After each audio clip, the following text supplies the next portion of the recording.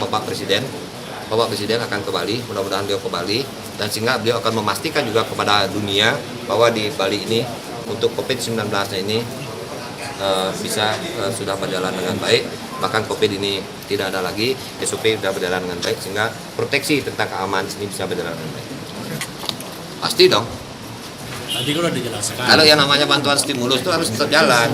Saya kan berbicara meringankan beban. Nanti kalau bisa banyak ada lagi kan kita.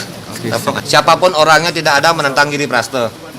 Dan kami kalau berbicara masalah demokrasi yang bagus, berjalan dengan baik, sudah barang tentu nanti ada kesiapan warga Kabupaten Badung yang ikut kontestan ini.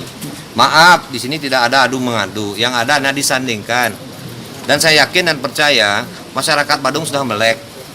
SDM masyarakat Badung ini sudah menengah ke atas. Masyarakat akan mengetahui bagaimana sosok figur ini.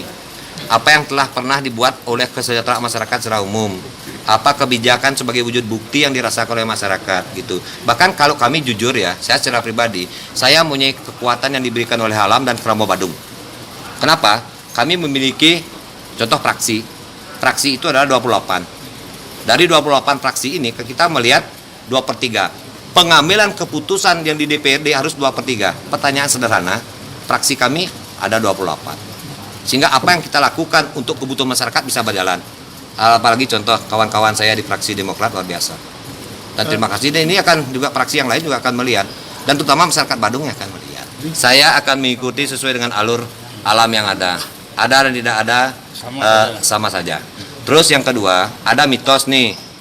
Kalau tidak didukung oleh alam, katanya untuk melawan Giri Prasto itu 1, 2, 1. 2. Kalau berbicara kemarin itu ada yang sudah 1. Setelah itu zaman anak Agung Diagung 2. Berarti zaman saya kan 1.